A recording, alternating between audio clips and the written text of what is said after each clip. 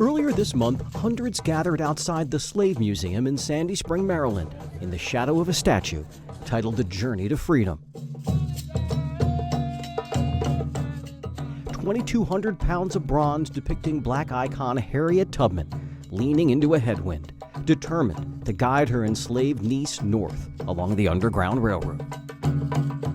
They're celebrating the beginning of a pilgrimage of sorts, connecting a complex past to present-day concerns of racial injustice. We are still fighting that valiant fight. Historian Tony Cohen is traveling 750 miles over the next couple of months. Thank you, I appreciate it. From Maryland to Canada, along the very roads and routes Tubman traveled in the 1850s, when she guided scores of family members and friends to a new life. We're taking the statue with us the entire way. Thank you. Yeah. He's hauling Tubman on a flatbed to honor her legacy of resilience as we commemorate our nation's enduring 250th birthday, and also to remind us that more work is needed before we form a more perfect union. I grew up here in Montgomery County, 6 generations. Great-granddad was a slave in what we call historic Stewarttown. State Delegate W. Gregory Wims told 7 News that now is the ideal moment, with our nation deeply polarized, for an expert on the Underground Railroad to engage the public. I'm old enough to remember Jim Crow myself. I went to an all-black school, so I know how important this is.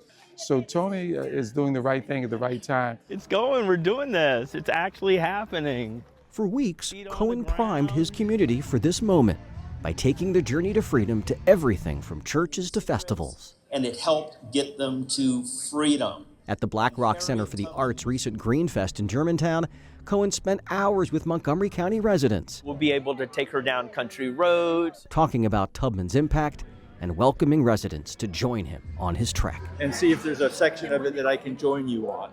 Absolutely. Cohen firmly believes, as important as it is to chronicle the past, that's how he rolls.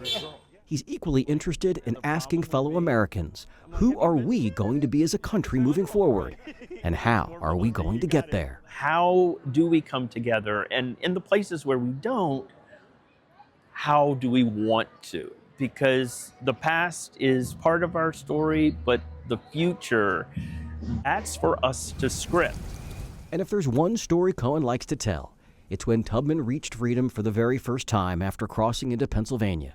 She was alone, her loved ones still enslaved in Maryland. So she returned home time and again, undaunted. And she said, I looked at my hands to see if I had somehow changed.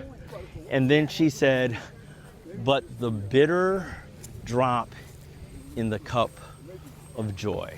So you couldn't even truly enjoy freedom unless it was freedom on your own terms. I'm Jay Korf for 7 News.